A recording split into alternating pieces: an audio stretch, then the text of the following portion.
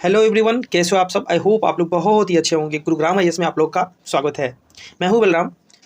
आज सबसे पहले बात करने वाले हैं हम लोग आज फरवरी 2024 के बारे में, जो कि मंथली करंट अफेयर्स का सेशन जो चल रहा है। जनवरी मंथ एमसीक्यू कराया गया था। इस वीडियो में हम बात करेंगे फरवरी 2024 के करंट अफेयर्स के बारे में।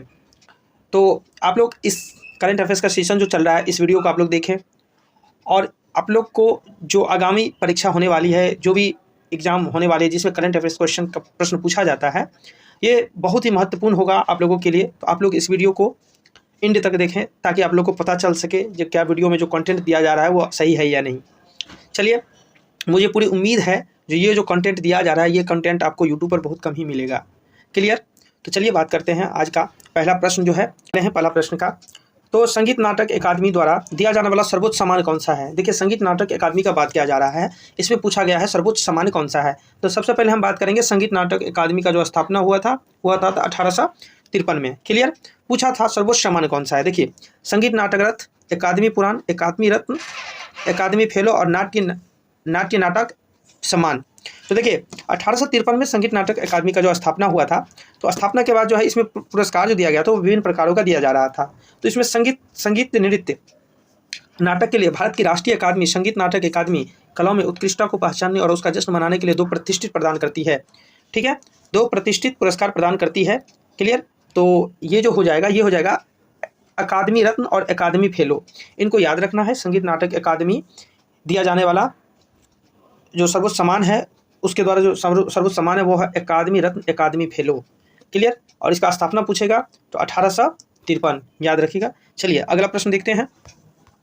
अगला प्रश्न है जो भारत के पहले मानव अंतरिक्ष उड़ान कार्यक्रम का क्या नाम है। देखिए, अंतरिक्ष का बात किया जा रहा है, मानव अंतरिक्ष उड़ान कार्यक्रम का नाम। क्लियर।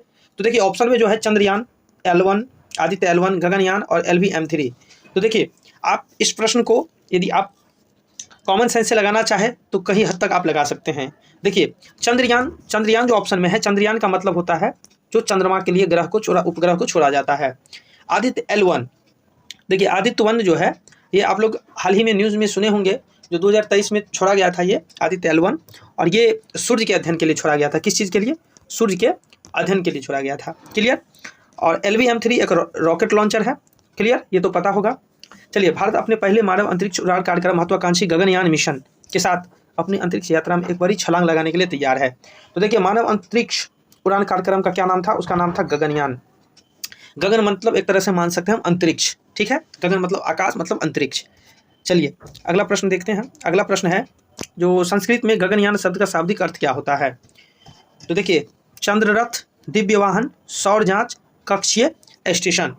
तो देखिए, संस्कृत में जो इसका अर्थ होता है वो होता है दिव्य वाहन। जैसे खगोलीय वाहन के लिए संस्कृत शब्द के नाम पर गगनयान का लक्ष्य 3 दिवसीय मिशन के लिए 4 अंतरिक्ष यात्रियों के एक दल को पृथ्वी की निचली कक्षा में भेजना है। तो क्या हो जाएगा? इसका हो जाएगा दिव्य वाहन, मतलब संस्कृत इसका अर्थ हो जाएगा, गगनयान का संस्कृत अर्थ क्या हो जाएगा? दिव्य वाहन। चलिए अगला प्रश्न देखते हैं। अगला प्रश्न है पहले मानव युक्त गगनयान मिशन में कितने अंतरिक्ष यात्री शामिल होंगे। देखिए, पहले मानव युक्त गगनयान मिशन में कितने होंगे? 1, 2, 3 और 4। क्लियर। तो देखिए, इसमें पहले मिशन के लिए केवल 3 अंतरिक्ष यात्री दल का गठन करेगी और सभी 4 व्यक्ति भविष्य के प्रयासों के लिए योग्य अंतरिक्ष यात्रियों के एक समूह को बढ़ावा देते हुए अपना प्रशिक्षण जारी रखेंगे। तो देखिए, यदि पहले का चर्चा किया जाए, पहले मानव युक्त में कितना भेजा जाएगा, तो वो भेजा जाएगा 3। लेकिन सभी 4 व्यक्ति भविष्य के प्रयासों के लिए योग्य अंतरिक्ष यात्रियों के लिए एक समूह को बढ़ावा देते हुए अपना प्रशिक्षण जारी रखेंगे। मतलब क्या? मतलब है ट्रेनिंग कितने लोग लेंगे? तो ट्रेनिंग लेंगे 4 लोग, लेकिन जाएंगे कितने लोग? पहले मानव युक्त गगन मिशन में तो जाएंगे मात्र 3 लोग। चलिए अगला प्रश्न देखते हैं। अगला प्रश्न है किंग्स चार्ल्स तृतीय के तहत मानद नाइटहुड प्राप्त करने वाले पहले भारतीय कौन बने हैं। देखिए, किंग्स चार्ल्स तृतीय, ठीक है, किंग्स चार्ल्स तृतीय के तहत मानद नाइटहुड प्राप्त करने वाले पहले भारतीय कौन बने हैं। तो रतन टाटा, सचिन तेंदुलकर, सुनील भारती मित्तल, नरेंद्र मोदी। तो चलिए देखते हैं। भारतीय इंटरप्राइजेज के संस्थापक अध्यक्ष सुनील भारती मित्तल को ब्रिटेन और भारत के व्यापारिक संबंधों में उनकी सेवाओं के लिए ब्रिटेन के राजा चार्ल्स तृतीय द्वारा, कौन था? ब्रिटेन के राजा चार्ल्स तृतीय द्वारा जो है मानद नाइटहुड से सम्मानित किया गया है। तो इसका आंसर जो हो जाएगा वो हो जाएगा सुनील भारती मित्तल। क्लियर। तो याद रखना है, नाइटहुड का उपाधि इनको मिला है ब्रिटेन के द्वारा। चलिए अगला प्रश्न देखते हैं। अगला प्रश्न है भारत में राष्ट्रीय विज्ञान दिवस की तिथि किस तिथि को मनाया जाता है। तो देखिए, आप लोग को याद होगा भारत में राष्ट्रीय विज्ञान दिवस जो मनाया जाता है, ऑप्शन में है 26 जनवरी, 28 फरवरी, 12 मार्च, 11 मई। क्लियर? तो इसका जो आंसर हो जाएगा वो हो जाएगा 28 फरवरी। ठीक है, हर साल 28 फरवरी को भारत का राष्ट्रीय विज्ञान दिवस मनाया जाता है। चलिए अगला प्रश्न चलते हैं। अगला प्रश्न है, रमन प्रभाव की खोज का श्रेय किस वैज्ञानिक को दिया जाता है? देखिए स्टैटिक में इस क्वेश्चन को हम ले सकते हैं, जैसे एस.एन. बोस, होमी जहांगीर भाभा, सी.वी. रमन, विक्रम साराभाई। तो देखिए रमन प्रभाव का खोज को श्रेय किस वैज्ञानिक को दिया जाता है? तो किस वैज्ञानिक को दिया जाएगा? जो वैज्ञानिक खोजा रहेगा उसी को दिया जाएगा, तो वो हो जाएगा सी.वी. रमन। अधिक विस्तार यह दिन, देखिए 1928 में इसी तारीख को भारतीय भौतिक विज्ञानी सर सी.वी. रमन द्वारा रमन प्रभाव का खोज याद दिलाता है। सी.वी. रमन ने रमन प्रभाव पर अपने काम के लिए किस वर्ष भौतिक में नोबेल पुरस्कार जीता था? देखिए ऑप्शन में 1928, 1930, 1935, 1940। क्लियर? तो इसका जो आंसर हो जाएगा, ये इसका आंसर हो जाएगा 1930। क्लियर? रमन प्रभाव खोज सर ने सी.वी. रमन ने रमन भौतिकी में नोबेल पुरस्कार जीता था 1930 ईस्वी में, और भारतीय विज्ञान में एक महत्वपूर्ण मील का पत्थर साबित हुआ था। तो इसका आंसर क्या हो जाएगा? 1930। ये 1928 नहीं होगा, 1930 होगा इसका आंसर, याद रखिएगा। चलिए अगला प्रश्न है, जो भारत का नया लोकपाल किसे नियुक्त किया गया है? देखिए बहुत ही महत्वपूर्ण क्वेश्चन है। ठीक है, बहुत ही महत्वपूर्ण क्वेश्चन है। भारत का नया लोकपाल किसे नियुक्त किया गया है? तो देखिए न्यायमूर्ति लिंगप्पा नारायण स्वामी, न्यायमूर्ति A.M. खानविलकर, राष्ट्रपति द्रौपदी मुर्मू और सुशील चंद्रा।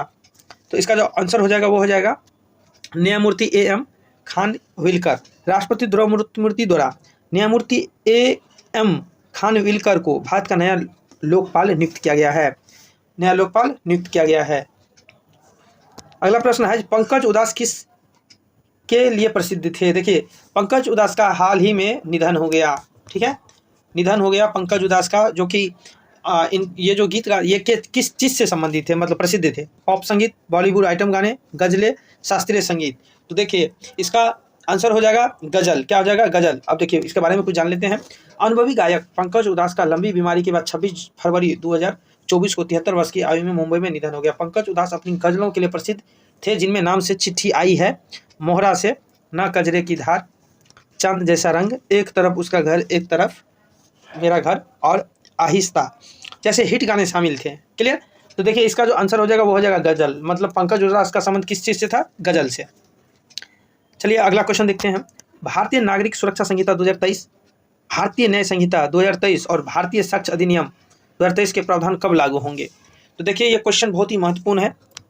इस क्वेश्चन को आप लोग अच्छे से याद कर लेंगे, डेट जो क्या दिया गया है। तो देखिए भारतीय नागरिकता सुरक्षा संहिता जो लागू हुआ था, वो केंद्र ने घोषणा की कि 3 महत्वपूर्ण कानून, भारतीय नागरिक सुरक्षा संहिता 2023, भारतीय न्याय संहिता 2023, भारतीय साक्ष्य अधिनियम 2023 प्रावधान 1 जुलाई 2024 को प्रभावी हो जाएंगे। 1 जुलाई 2024 को, तो 1 जुलाई 2024 को क्या हो जाएंगे? ये लागू हो जाएंगे। मतलब 1 जुलाई 2024 से ये कानून बन जाएगा, मतलब लागू हो जाएगा, कानून का पालन करना पड़ेगा। चलिए अगला प्रश्न देखते हैं। भारत के पहले सेप्टिक टैंक सफाई रोबोट का क्या नाम है? देखिए स्वच्छता एटम, होमोसेप एटम और रोबो क्लीनर 1.0, सैंटेक प्रो। तो देखिए इसका जो आंसर हो जाएगा वो हो जाएगा होमोसेप एटम। भारत का पहला सेप्टिक टैंक सफाई रोबोट जिसका नाम है होमोसेप एटम। इसका उद्देश्य देश भर में मैला ढोने की प्रथा को खत्म करना और स्वच्छता अभियान को बढ़ावा देना। तो याद रखिएगा होमोसेप एटम। ठीक है, चलिए अगला प्रश्न देखते हैं। फरवरी 2024 में नई दिल्ली में पीएम मोदी द्वारा उद्घाटन किया गया भारत टैक्स 2024 कार्यक्रम किस क्षेत्र से संबंधित है? प्रौद्योगिकी, कृषि, कपड़ा, पर्यटन। इसका आंसर जो हो जाएगा वो हो जाएगा कपड़ा।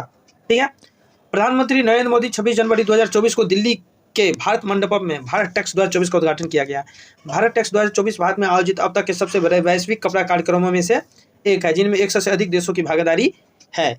क्लियर? तो याद रखिएगा ये जो हुआ था भारत टैक्स 2024 का उद्घाटन कहाँ पर? तो दिल्ली में। लेकिन ये किस चीज़ के लिए हुआ था? कपड़ा के लिए।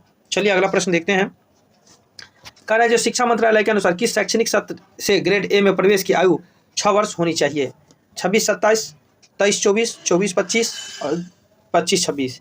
मतलब इसमें पूछ रहा है, इसका आंसर हो जाएगा 24-25। क्लियर? शिक्षा मंत्रालय ने सभी राज्यों और केंद्र शासित प्रदेशों को पत्र भेजकर यह सुनिश्चित करने का अनुरोध किया गया है कि 2024-25 सत्र से ग्रेड ए में प्रवेश की आयु 6 वर्ष होनी चाहिए। तो इसका आंसर हो जाएगा 24 और 25। चलिए अगला प्रश्न देखते हैं।